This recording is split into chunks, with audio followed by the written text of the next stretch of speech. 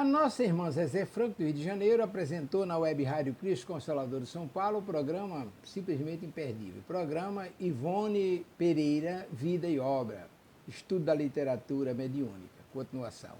Um programa imperdível. Nós vamos reproduzir esse programa aqui na nossa página Estação da Luz Espírita, que não tem fins lucrativos, o objetivo é esse, é a divulgação da doutrina espírita.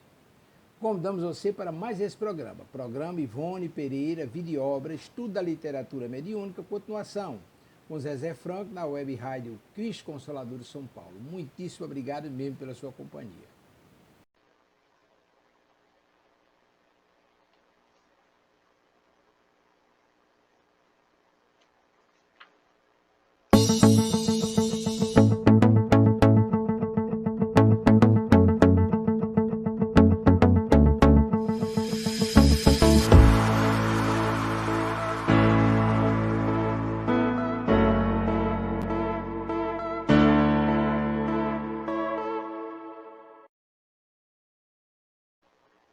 Boa noite. Sejam todos muito bem-vindos a mais um programa da Web Rádio Cristo Consolador. E hoje nós estamos, talvez, encerrando o livro Amor e Ódio. Oi, Mônica, tudo bom? Boa noite, querida. Eu acho que a gente, se não acabar hoje, vai faltar muito pouco para a semana que vem. E eu já vou adiantando, ó. Próximo da fila, A Tragédia de Santa Maria. E dessa vez é Bezerra que conta a história. Ai, eu estava aqui lendo o final do livro de hoje, né? Mas não vou dar spoiler, não. Tá tão bonito, tá lindo. Mas para a gente começar bem, vamos fazer a nossa prece. Gratidão, Senhor Jesus. Mais um encontro entre amigos, encarnados e desencarnados, para meditar sobre essa história que Charles tem nos contado, né? Através da mediunidade de Dona Ivone do Amaral Pereira.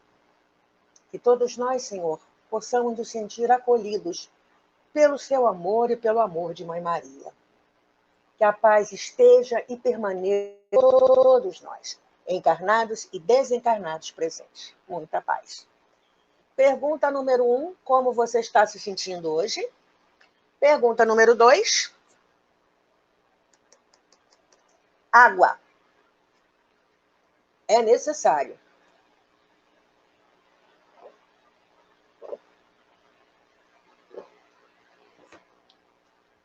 Então,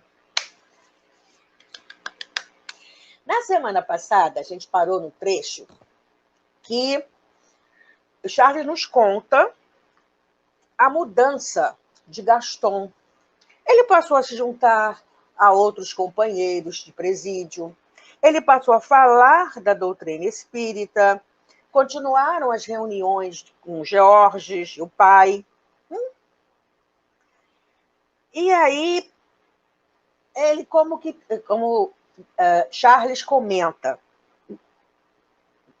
ele trazia, ademais, indelevelmente impresso nas sensibilidades anímicas, o vulto sedutor daquele amorável rabi da Galileia, a quem aprendera a compreender e amar na convivência com seus amigos do invisível, que dele lhe falavam ardorosamente, cheios de respeito e veneração.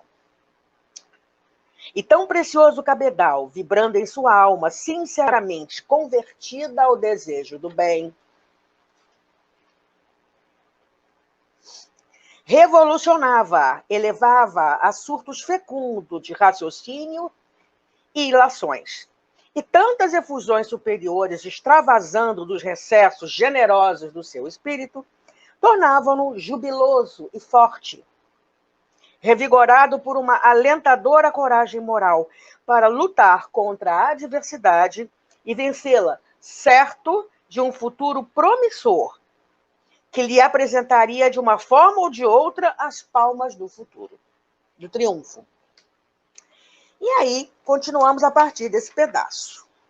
E Charles vai nos contando o seguinte. Então, ao impulso da mais legítima alegria, a alegria do espírito que se sente renovar para Deus, ele cantou novamente, como outrora nas reuniões elegantes de Paris. Recordou antigas romanzas e elegias enquanto o machado afiado, reluzindo ao sol, rangeu picando o tronco secular do arvoredo que se abateu em dramática derrocada.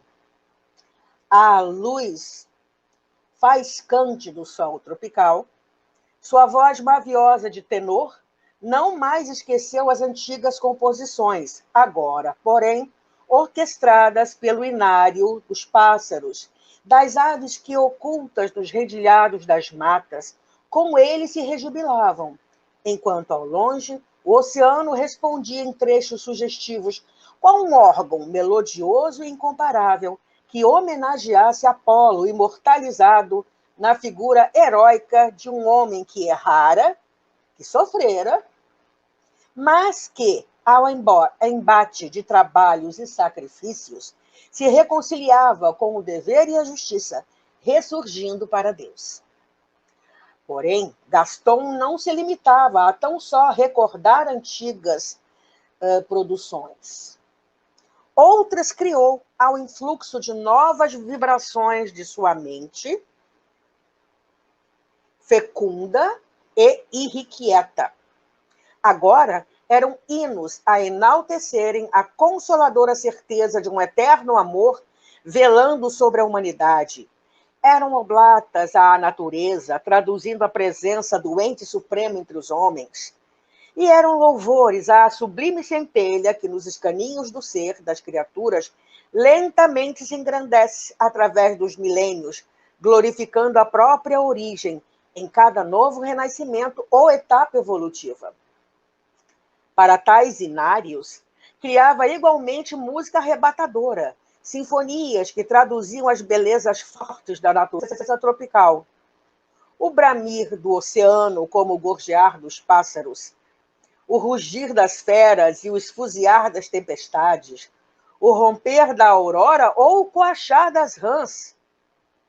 E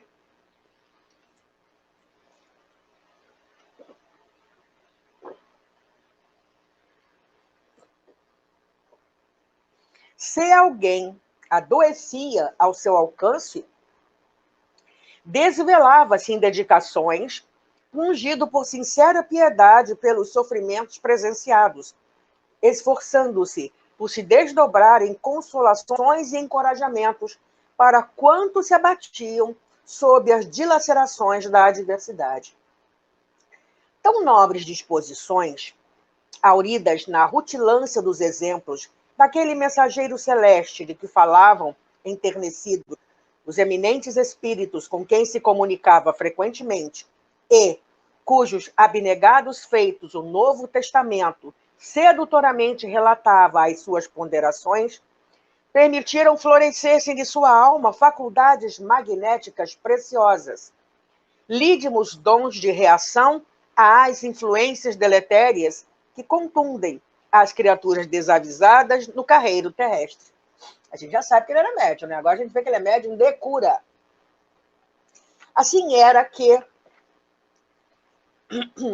curava enfermidades orgânicas ou psíquicas, valendo-se da imposição das mãos, simplesmente, as quais transmitiam para o paciente salutares eflúvios magnéticos, de que era polo adamantino. Calmava ânsias de revolta ou delíquios de desânimo por generosa assistência fraterna, de um conselho, uma advertência, afastando ainda crise de loucura ou investidas obsessoras, servido por seus mentores espirituais, que de sua boa vontade, como de suas inclinações generosas, se serviam para o socorro dos desolados precitos que o acompanhavam. A própria esposa de Manuel Felício curou, por essa forma, de grave infecção tífica, tifo, olha, e a seus companheiros, como a vários rapazes da região, conseguira meio de lecionar não apenas a música e a literatura, como também as primeiras noções de letras e de matemáticas. E aí a gente vê com isso o quê? Que quando a gente tem boa vontade, quando a gente quer servir, os amigos espirituais do bem se aproximam de nós e nós nos tornamos instrumentos desse bem maior, amando de Jesus. Porque ele fez de tudo aqui. Além de passe de cura, ele trabalhou desobsessão, né? E por quê? Como se fala assim, mentores espirituais que de sua boa vontade, gente, com boa vontade a gente consegue fazer tudo. Como Chico Xavier falava, Jesus não recomendou que a gente subisse o Monte Everest. Ele falou para a gente aprender a se amar. Amar uns aos outros. Então, quando a gente tem boa vontade, a gente aproveita qualquer migalhinha mesmo de tempo que a gente tenha para fazer com que alguém sorria, para enviar uma mensagem boa, uma mensagem bonita, para escutar. Está faltando uns cursos por aí de escutatória, né? De falatória tem à vontade. Ouvir. Simplesmente sentar do lado da pessoa e a pessoa falar. Vai falando. E aí, quando os bons amigos espirituais percebem em nós que mesmo apesar da nossa necessidade de reforma íntima, não estou colocando aqui que sejamos santos espíritas, eles veem que, apesar disso, a gente quer fazer o bem. A gente descobriu, caiu a ficha, plain, que o caminho é você fazer o bem. Boa vontade. Não precisa pompas e circunstâncias para se fazer o bem. Se você tem vontade de fazer alguma coisa boa por alguém, você vai receber a intuição necessária, quem, como, quando, onde, e vai se tornar um canal do bem. Mesmo porque Kardec já falou, todo mundo é mais ou menos, não é meia boca não, gente. É mais ou menos, né? Médium. Já que médium é ser um intermediário, nós podemos, todos nós, ser... a gente pode se transformar, vir a ser um instrumento, um médium do bem. Não é porque, sabe, você não tem mediunidade ostensiva de trabalho, né? Está lá escrito no seu boleto espiritual que você tem que trabalhar como médium, que você não pode ser um intermediário do bem onde quer que você esteja. Porque aí, através da nossa boa vontade, os mentores, olha só, de sua boa vontade, como de suas inclinações generosas, ele percebeu o que ele tinha que fazer. Está lá no capítulo 13, a beneficência, a caridade. Não saiba a vossa mão esquerda o que diz a vossa mão direita. Tem o Cáritas falando sobre caridade, tem São Vicente de Paulo falando sobre caridade, tem o Adolfo, bispo de Argel, falando sobre caridade, tem São Luís lá atrás, se não me engano, São Luís, eu acho que é São Luís. Cadê meu evangelho? Está aqui. Espera aí. Momentinho. É o capítulo 13 do evangelho. Não sabe a vossa mão esquerda, ok? Página 223.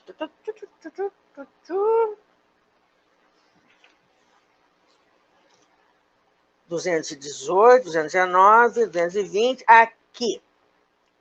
Em que Kardec coloca no capítulo fazer o bem sem ostentação, ou seja, não tem que fazer o bem selfie para postar nas redes sociais, TikTok, seja lá onde o raio que for. Facebook, não precisa. Os infortúnios ocultos daquelas pessoas que sofrem necessidades financeiras e têm vergonha de pedir ajuda. O óbolo da viúva, aquela coisa, né? Pequenininha, mas que para Deus vale muito. Convidar os pobres e os estropiados, dar sem esperar retribuição. Que tem gente que fala assim, não ajudo mais ninguém não, ninguém me agradece. Ô, criatura, você está fazendo bem pelo quê? Para ser pago? Hello, não é por aí não.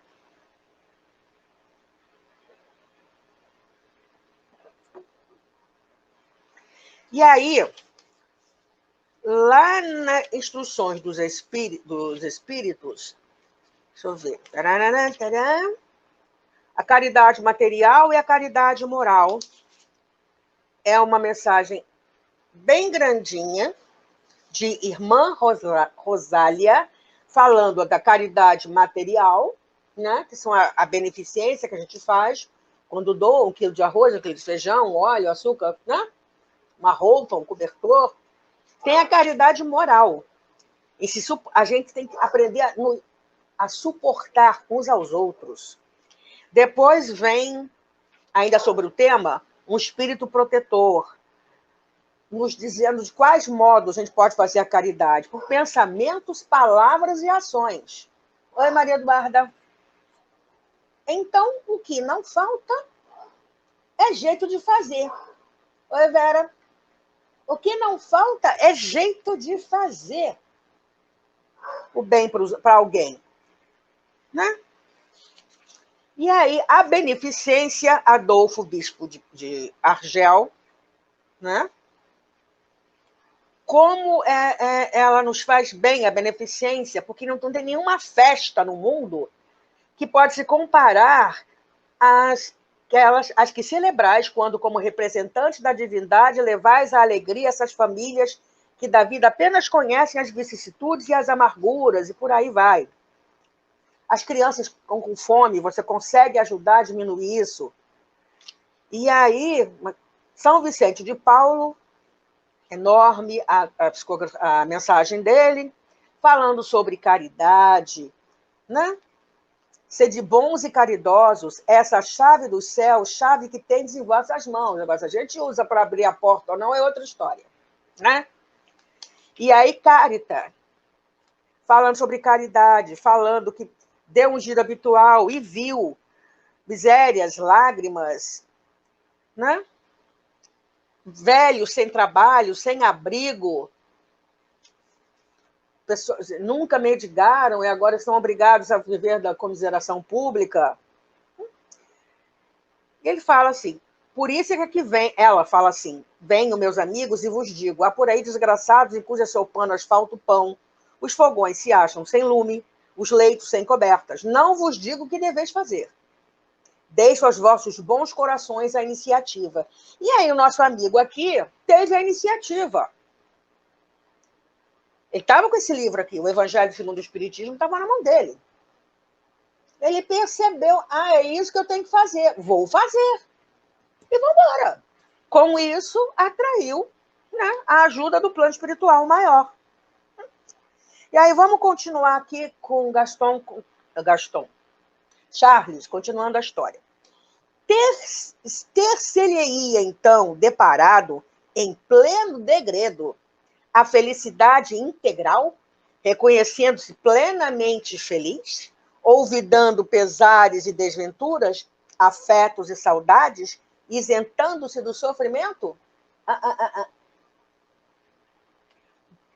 Não, certamente. Muitas vezes o velho sacerdote encontrava-o pungido pelas lágrimas no refúgio do penhasco à beira-mar, onde habitualmente se reuniam para orar, evocando o saudoso a pátria distante, sua pobre mãe, cuja lembrança o comovia até o desalento, a noiva inesquecível da sua juventude, cuja imagem se decalcara indelével no seu coração escruciado de saudades. Nesses momentos desoladores, olha, isso aqui é para a gente, hein? Preste atenção. Nesses momentos desoladores, que lhe extraíam das recordações um acervo dramático, explorava o código redentor dos ensinamentos cristãos e era como se passasse a perceber o Nazareno, como outrora, à margem dos lagos plácidos ou palmilhando aldeias humildes para brindar corações aflitos ou almas desconfortadas com as alvíceras da boa nova. Vinde a mim, vós que sofreis e estáis sobrecarregados, e eu vos aliviarei. Aprendei de mim, que sou manso e humilde de coração, e encontrareis descanso para as vossas almas. Bem-aventurados vós que chorais, porque sereis consolados.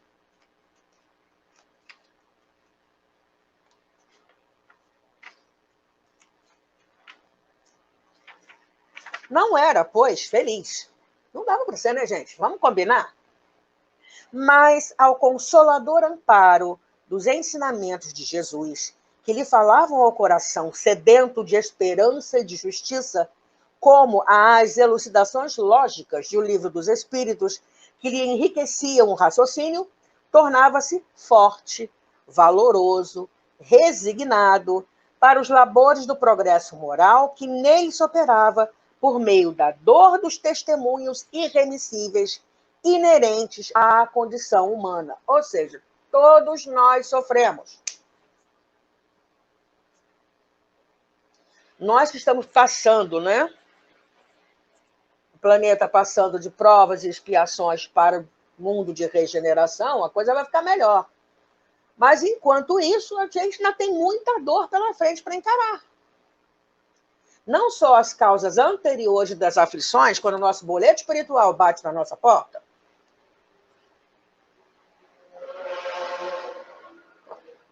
Aí você tenta uma renegociação. Eu pago os juros, depois eu vou lá e pago o resto.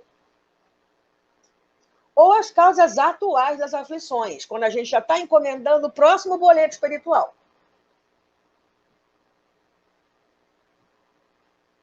O problema é a diferença entre sofrer e sentir dor. Sofrer também significa suportar, tolerar. É o tal negócio. Sentimos dores físicas? Sentimos. Vai fazer o que com esse trem? Vai caçar um remédio, vai caçar uma bolsa de água quente, vai pegar um analgésico, um anti-inflamatório, vai no médico. Se vira. Mas vai dar um jeito na situação.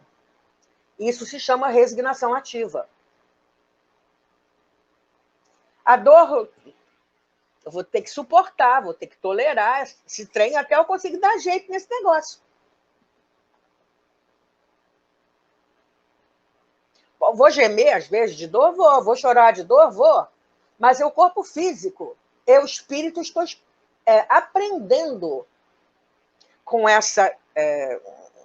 desse descompensamento, digamos assim, ou descompensação, né? Tá me certo falar?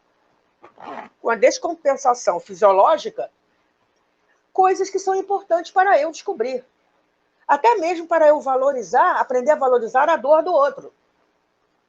E aí, servir o outro. Está tudo encadeado no universo inteiro, gente. As leis divinas são perfeitas. Não fosse ele perfeito, o autor, não é? Então, todos nós sofremos. Então, está falando aqui. Ao consolador amparo dos ensinamentos de Jesus, que lhe falavam o coração sedento de esperança e de justiça, como as elucidações lógicas de um livro dos Espíritos, que lhe enriqueciam o raciocínio, tornava-se forte, valoroso, resignado para os labores do progresso moral que nele se operava por meio da dor dos testemunhos irremissíveis inerentes à condição humana. Não tem errado. Tá. E aí passa o tempo.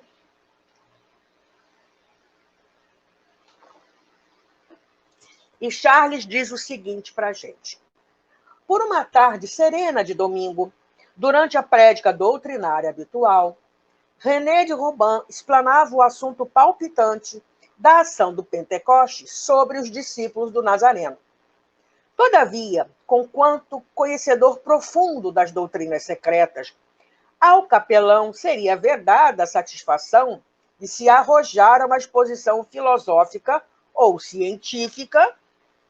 Padre, né, gente? Ele não podia sair escancarando, falando de mediunidade, reencarnação, tarará, tarará, né? Que se chocaria contra os impositivos dogmáticos da igreja que se filiara, acatava e defendia.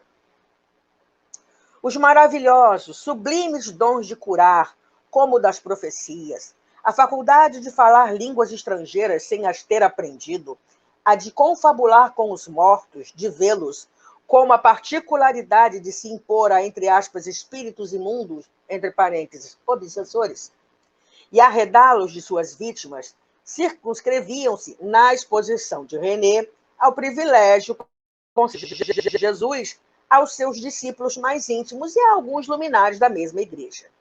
Ouvindo-o, o antigo marquês inquietava-se qual se do invisível alguém lhe murmurasse intuições mais lógicas, mais amplas e fecundas sobre o acontecimento, que encerrava profunda tese científico-transcendental.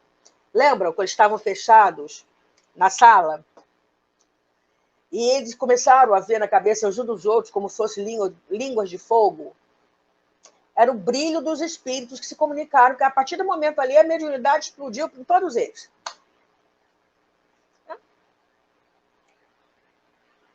Lembrava-se de que os nobres espíritos que com eles comunicavam, assim o livro dos espíritos, e a lógica e o raciocínio o aprovariam. Isso é a apanágio da doutrina espírita, lógica e raciocínio. Afirmavam seres aqueles dons apanágio não apenas dos cristãos primitivos, mas de todos os homens, aqui Charles grifou, edificados nas renúncias do mundarismo, olha a abnegação aí, né? Convertidos aos veros ideais da espiritualidade, harmonizados com as vibrações superiores ao infinito. E aí acaba o grifo. Ou seja, quais são as qualidades, né, para que isso acontecesse? Com quem quer que, né, se disponha a fazer o bem. E que a época decorrente, como o futuro, confirmariam a indubitável justiça do Senhor, que a todas as criaturas, sem distinção, concedeu excelentes faculdades que lhes facilitassem a ascensão para o melhor, o intercâmbio com o céu. Lembrando que André Luiz definiu para a gente que céus são esferas espirituais elevadas, tá? O sol portentoso emoldurava com rutilâncias peregrinas o quadro sugestivo criado sob a pujança das frondes, a que o inário incansável das aves emprestava mirífico encanto. Corria, sussurrando melodias por entre as ramagens perfumosas, a brisa refrigerante que o oceano enviava, homenagem da imensidão à verdade que se entrevia ali, à sua vista, pois não longe rugia ele em consecutivos aplausos, ritmos isócronos de ondas que se chocavam, quais se desejassem avançar até o templo majestoso cuja umbela azul, o céu, abençoava os ecos das suaves preleções inspiradas no Evangelho do Divino Mestre. Os condenados, ungidos por piedosa vibração do invisível, que tenderia a conceder-lhes tréguas para as angústias, silenciavam respeitosos, dando os próprios corações a insólitas, doces emoções. E aí é isso que acontece também conosco, quando numa sessão pública a gente está concentrado. a gente está prestando atenção no palestrante, a gente está acompanhando mentalmente as orações que são feitas. Na hora do passe, a pessoa se concentra, né? E ali absorve bem a energia que está sendo doada. Isso acontece o tempo inteiro. Para quem, né, busca agir assim, dentro de uma sessão pública. Continua Charles. E entidades espirituais formosas, deixa eu ver se eu pulei alguma coisa aqui, que tenderia a conceder-lhes tréguas para as angústias, silenciavam respeitosos, dando os próprios corações a insólitas doces emoções. E entidades espirituais formosas, leves quais silhuetas estruturadas em névoas cintilantes, aqui e além velavam, sublimizando com sua presença o pitoresco ambiente saturado dos perfumes fortes da vegetação. René calou-se. Fatigado, enxugou o suor copioso da fronte veneranda, sentando-se na relva macia. O fantasma, azulado e risonho de Georges de Soissons, que parecia cintilar ao sol da tarde, apresentou-se de chofre diante do amigo e disse autoritário: fala tu agora. Eu? Georges? E retorquiu na profundeza do pensamento: falar? De quê? Sobre o mesmo assunto. Fala. Eita! Então Gaston falou também sobre o Pentecostes. Então aquela inteligência peregrina, aquele coração chamejante de ardores espirituais, aquela alma vibrante de sinceridade, aclarada pelos resplendores da verdade, deixou tanger suas cordas mais sensíveis sob os acordes da inspiração sublime. Do além, que em seu ser encontrou um maleável instrumento. Fala, Mônica. Ah, sim, ele é médium, né? Ele estava lá na meiuca, lá quando tinha reunião com o plano espiritual. Mas ele não podia se falar muita coisa, né, Mônica? Esse padre, ele tá ali, e o Gaston e o Márcio Fabrício estão ali, ó. O tempo inteiro. Vamos lá. Então, Gaston falou também sobre o Pentecostes. Então, aquela inteligência peregrina, aquele coração chamejante de ardores espirituais, aquela alma vibrante de sinceridade, aclarada pelos resplendores da verdade, deixou tanger suas cordas mais sensíveis sob os acordes da inspiração sublime do além. Jorge estava junto com ele. Que em seu ser encontrou maleável instrumento, límpido, independente de preconceitos e dogmas, precioso para a transmissão das revelações do céu para a terra. Jamais, outrora, esse homem fora tão belo, rodeado das galas dos salões, quanto agora, sob os andrajos de forçado, mas aureolado de um resplendor celeste, que o inundava todo, qual o dom imarcessível de um novo Pentecostes. Jamais esse homem de ferro fora mais audaz, mais valoroso, mais sedutor do que ao traduzir para os companheiros de infortúnio os celestiais murmúrios da doutrina da espiritualidade, que lhe eram segregados por aquele Georges, virtuoso e honesto, que voltava sorridente sempre, atendendo à necessidade de progresso do irmão de outrora, consolando os demais com as edificantes lições que, por sua vez, no além, obtinha de mentores e assistentes devotados. Então, Georges estudava, aprendia no plano espiritual e passava para o Gaston. Vai falando.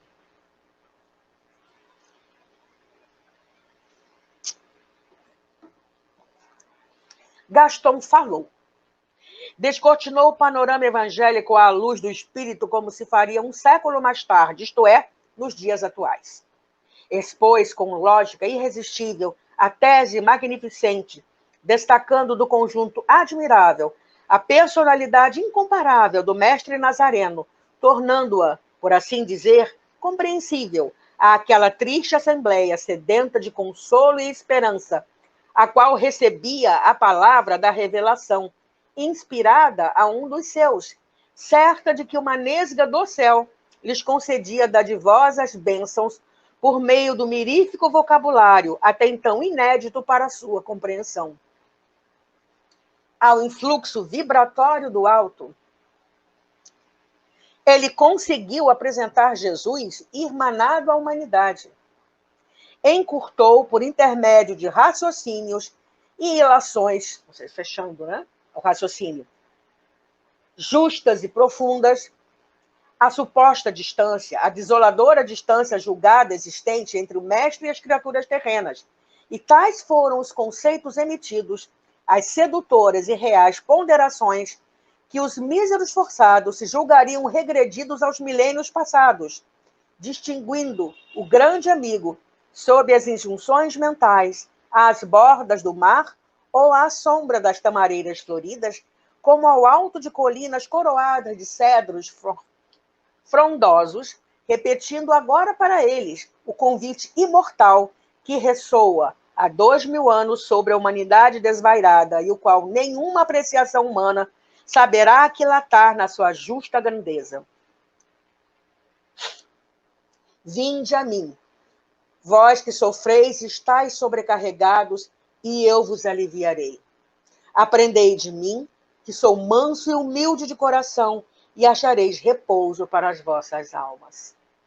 E nós também, nas nossas casas espíritas, nós encontramos Jesus. Não tem um momento que, sabe, você começa, né? Uma palestra bem feita, palestra bem colocada, você vai junto com o palestrante, ele vai te levando e vai falando de Jesus e vai falando da doutrina e você vai se alimentando. Porque é claro que nessa hora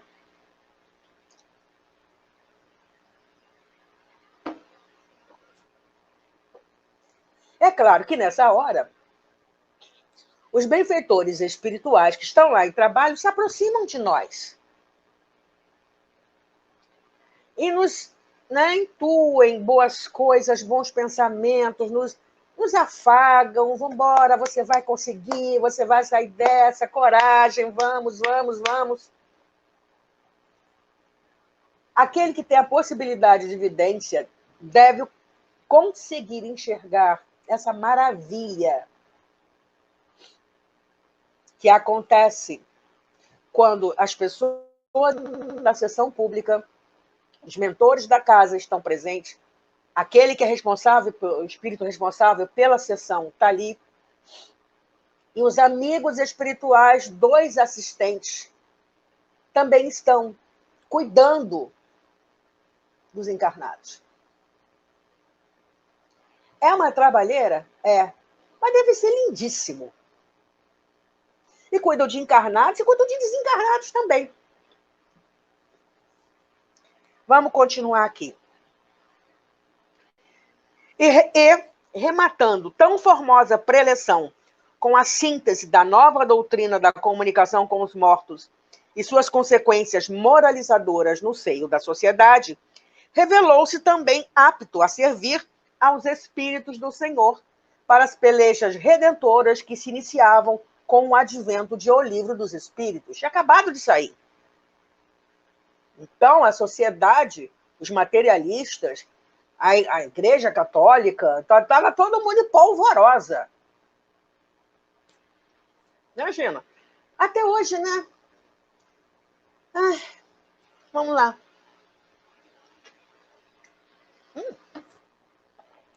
Tomei um banho. Ai.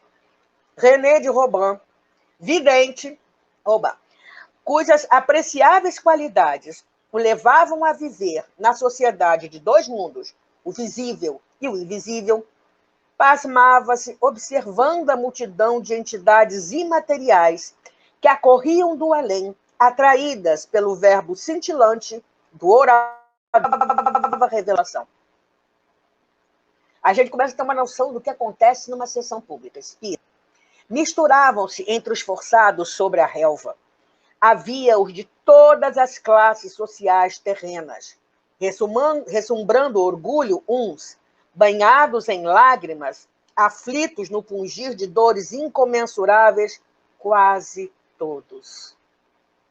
Guido de Vincenzo, reconhecido pelo generoso sacerdote por meio das descrições de Georges de Soissons e do próprio Gaston, e também por este... Guido foi lá. Guido, cujos olhos dilatados de pavor e gestos despeitados, fitando o orador, diziam do abalo profundo que em suas potencialidades anímicas produzia o quadro que cercava o seu desleal amigo de outrora. Rodeado de nobres espíritos lucilantes, aureolado de estranho fulgor que das alturas se despejava sobre sua cabeça, a confirmar a tradição do Pentecostes, atapetado o chão rude que pisava como de olentes rosas que resplandeciam como gotas de orvalho ao sol. Gente, imagina uma sessão que a gente frequenta, vai para lá, às vezes meio que no automático. Por isso que é bom a gente estudar e reler, que aí a gente vai criando novos hábitos, e um dia esses novos hábitos serão virtudes. Vamos continuar. Céus, blasfemou o antigo suicida obsessor, e suas vibrações pesadas repercutiram desagradavelmente na sensibilidade do velho capelão. Céus, como poderá ser? Este homem é um miserável, irmão, infame, amigo, desleal e, como eu, réprobo da suprema blasfêmia. Como o encontro coroado de bênçãos? Então, a vibração amorável de uma entidade angelical feminina que o observava atentamente e em quem René compreendeu a própria genitora do desgraçado suicida de Florença, morta durante a primeira infância do mesmo. Eita, preparem os lencinhos. Interveio, dirigindo-se ao filho. Se nem os sofrimentos amaríssimos, que há mais de um século o fazem expiar e ressarcir seus erros, sob embates superlativos, se nem o arrependimento sincero e construtivo, pelos desvarios cometidos por amor mal orientado, apenas e não por ódio, se nem a fereza das tuas represálias humanas, odiosas, agravadas pelos recursos diabólicos de teu pai, que o abateram, humilhando-o dolorosamente, se nem duas novas existências corporais, vividas entre amarguras, decepções e testemunhos remissores, se nem as sadias resoluções que tomou o seu espírito, convertido ao dever de seguir as pegadas do divino Redentor, por quaisquer provas de sacrifícios lhe valessem a assistência espiritual que acaba de conquistar à custa do esforço próprio. Um gesto seu, um só, que teve, desde o início do lamentável drama que vos enredou a todos, seria suficiente para elevar sociedades brilhantes do invisível. Hã? Um gesto? Não compreendo. Não compreendo. E a resposta da mãe foi o leal, generoso perdão que a ti, como a teu pai, espontaneamente concedeu, sem jamais desejar revides, em troca dos martírios cruciantes que o fizestes padecer sob as impiedades das vinganças.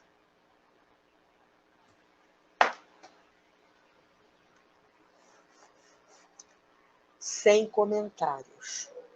Vamos para o capítulo 2 da quinta parte. Eu acho que na semana que vem, gente, a gente acaba esse livro, já começa as primeiras pinceladas desse aqui, ó, A Tragédia de Santa Maria. Tá? Mas ainda tem uns 10 minutinhos. Vamos em frente, capítulo 2, que agora está chegando o fim, né? Nos conta Charles o seguinte.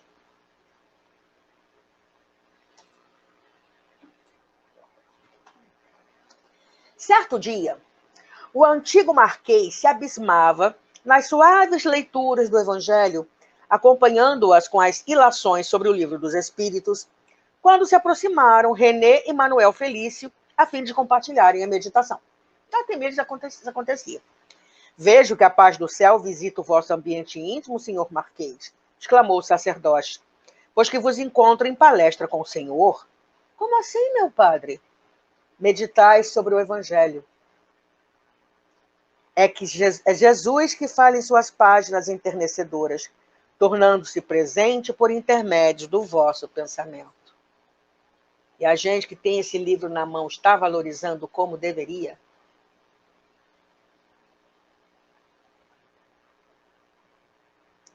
Os três homens palestraram fraternalmente sobre o magno assunto. Sentiam adejar em torno gratas influências de além-túmulo. Alguém certamente muito afeiçoado, pertencente ao plano imaterial, os visitava, sem, todavia, desejar comunicar-se. Respeitando a vontade, também não o evocaram. Subitamente, Gaston, sorrindo brejeiramente, exclamou: Esta noite, presa de sonho delicioso, vi-me abandonando de uma sensacional fuga pelo mar. Opa! Lembra, né? Vários capítulos atrás, a visão que ele teve. Gargalhou com vontade e prosseguiu. Não consegui chegar ao termo da aventura, mas confesso que me alegraria de voltar à França, ao menos em sonho, mesmo a nado. Felício baixou a cabeça, pensativo, e René atalhou. Quem sabe? Aquele que veste os lírios do campo e alimenta as aves do mar possuirá também infinitos recursos para dirigir os destinos de seus filhos. Um sonho poderá ser também uma profecia. Recordai-vos de dissuasões há algum tempo, vos informava que vossa pena fora resgatada perante os tribunais divinos? Contudo, venerável padre, Napoleão III tem se negado a se interessar por mim, sinal de que não será pela mão do nosso imperador e que o Onipotente nos favorecerá.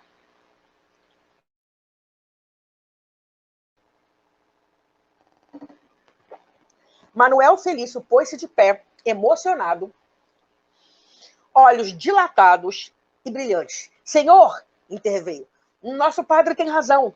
Nada virá da França em vosso benefício. Mas uma fuga, a são e salvo, será possível agora, dentro de 2 dias, se Deus vos assistir, a fim de conseguirdes a devida coragem. Agora ou nunca mais. O presidiário fitou-o incrédulo, enquanto o sacerdote sorriu. Felício acocorou-se mais junto do divino Apolo. Circunvagou o olhar, em torno o olhar perscrutador, acariciou o cachimbo e concluiu. Sim, pelo mar. Voltarei à pátria, portanto, a nado, ou talvez em jangadas guianesas. Esqueceis, senhor, de que evadindo-se nunca mais podereis tornar à França? É verdade, meu bom Felício, estive a gracejar. Porém, o Brasil é aqui perto.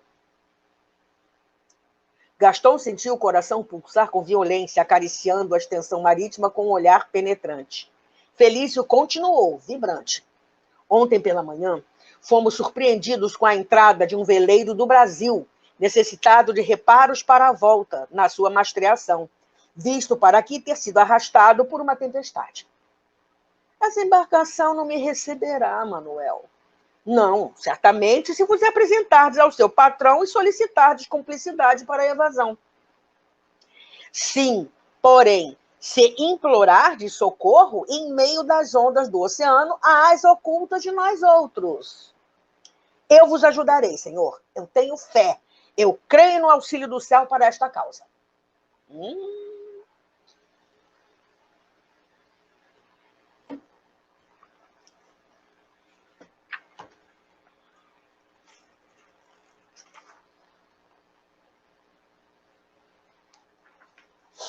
Vou ler mais um trecho antes de falar, para deixar com gostinho de quero mais. Entraram a delinear sobre o plano de evasão. Os 3 homens sentiam-se agitados por uma flama de confiança. Sabe quando você tem a intuição que vai dar certo esse negócio? Pois é. Conhecedor da região como do movimento do porto, Felício tecia o plano, instruindo o prisioneiro. Tudo combinado, o antigo marquês escrevera à sua mãe, como à viúva de Soissons, longa missiva, expondo as próprias decisões e esperanças, rogando-lhes esperassem novas notícias pelo espaço de 3 anos. Se, dentro desse prazo, não voltasse à França ou enviasse outras notícias, era que sucumbira durante a evasão. Essa carta confiou a Gaston ao digno sacerdote, para que a levasse pessoalmente ao palácio de Soissons, pois de Robin regressaria à pátria dentro de alguns meses, dando por fim a missão na América do Sul. Olha como as coisas vão se encaixando bonitinho. Se Gaston, descoberto, fosse novamente detido, a missiva seria destruída pelo seu depositário. E, finalmente, raiou nos horizontes guianeses a aurora da liberdade para um de seus forçados, que sobre seu solo áspero gemera durante 14 anos de opressão. O barco partiria naquela tarde. Queixando-se de febres, D'Aberville conseguiu esquivar-se ao serviço daquele dia a fim de repousar, enquanto Manuel Felício, de guarda ao pátio, deixou-o calmamente sair. Todavia, se alguém os observasse, ouviria que o guianês, enquanto fornecia fogo para o cachimbo do sentenciado, fazia as últimas advertências. Tudo pronto, senhor Marquês. Será questão, porém, de vida ou de morte. Não poderei sequer arrefecer a força dos remos. O veleiro partirá dentro de 2 horas. E que Deus vos abençoe e guarde. Gaston saiu naturalmente. Ninguém lhe interceptou os passos. Os feitores e vigias acompanhavam os condenados, presos aos afazeres distantes. Acresce a circunstância de que ali as fugas eram miragens. O mar, as matas, as feras, os selvagens, os abomináveis atoleiros seriam, na Guiana, os maiores defensores da lei da França. No entanto, ele em nada mais pensava, senão no ensejo de que o, entre aspas, acaso apresentava. Não mediria consequências esse eterno inconsequente, que agora invocava Deus e seu auxílio, valendo-se do sagrado direito que tinha, o de se furtar a uma opressão indébita. E, por isso, procurava-o, alongando o olhar pelo azul do firmamento, como na rutilância daquele benfazejo sol que parecia abençoar-lhe os intentos. O presídio não distava muito do porto. Felício delineara o itinerário. Gaston fugiria pelo lado oposto ao que estacionara o veleiro. Contornaria, pois, parte do rochedo, pelo qual se escaparia, e após esse rodeio, feito à força de remos, ganhando o largo, passaria à sua frente ou seguiria imediatamente a seu encalço, a fim de conseguir ser salvo, fazendo-se de náufrago. Galgou, portanto, o precipício, ali encontrando roupas e utensílios de pescador fornecidos pelo filho de Felício. Depois desceu o dorso do monte pelo lado oposto, já não seria visível do presídio. Jogava, no entanto, com a vida. Um passo em falso e se despedaçaria nos arrecifes que se eriçavam do seio das águas. Acolá encontrou o bote do jovem nativo. Cumpria agora acionar forças para contornar o monte e atingir a linha da trajetória da embarcação, ao largo do mar. Sussurravam-lhe na mente as observações do dedicado amigo. Rasgai vossas roupas e arremessai seus trapos por entre os escolhos, fazendo supor um suicídio do alto do monte, onde gostáveis de contemplar a paisagem. Tentai o impossível para vos colocardes à frente da nau, na rota justa que fará, ou então que a alcanceis de muito perto. Tendes 2 horas para o arrojado intento. Porém, se vos deixardes ficar muito para trás, se ela se fizer ao largo, sem possibilidade de vos distinguir do torvelinho das ondas, estareis perdido. Será um náufrago sem salvação. Ide, senhor Marquês, eu creio no auxílio do céu para vós. Saltou dentro do bote e se pôs a remar. E eu paro por aqui hoje.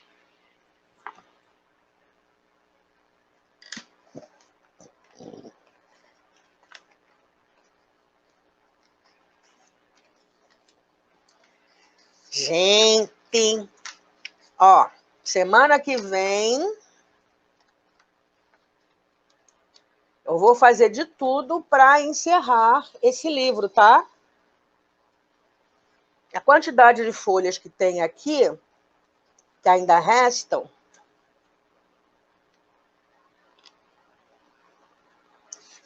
deixa eu calcular aqui, daqui para cá, eu vou fazer de tudo para acabar esse livro na semana que vem. Se der tempo, eu já começo a dar uma pincelada em A Tragédia de Santa Maria. Ok? Eu acho que eu dei oi para todo mundo, né? Dei oi para todos e todas. Dei. Vamos fazer então a nossa prece? Gratidão, Senhor Jesus, pela sua infinita misericórdia para conosco. Gratidão pelos seus ensinamentos. Que a gente se lembre, Senhor Jesus, de ir até você quando a gente se sentir sobrecarregados, fatigados, sem esperança, a fé bruxuleante. Você disse que tinha vindo para os fracos, como está no Evangelho. Os fracos, os sofredores e os enfermos são seus filhos prediletos.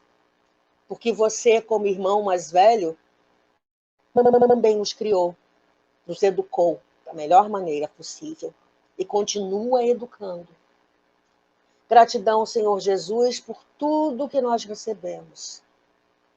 E é tanta coisa, Senhor, que não cabe a palavra pequenininha como gratidão. Mãe Maria, muito obrigada por tomar conta de nós, por nos acolher, por nos abençoar, nos fortalecer, nos estimular na caminhada. Que todos nós, encarnados e desencarnados, possamos continuar a nos sentir envoltos nessa vibração de paz e de harmonia. Muita paz para todos nós, graças a Deus. Acabou o tempo. Até terça-feira, não, quinta-feira que vem. Né? Lindo. O final, querida, prepara o lenço, tá, Mônica? Gratidão gratidão por ter estado aqui comigo. Fique bem. Beijo. Tchau, Maria Eduarda. Gratidão. Vamos embora. Ai de nós se a gente não acreditar na bondade divina de todos nós. Deus está junto de nós, ao nosso lado, conosco, ao nosso redor e dentro de nós. Se Ele é por nós, quem será contra nós? Tchau. Chegamos ao final da nossa atividade. Muitíssimo obrigado mesmo pela sua companhia e espero você no próximo evento.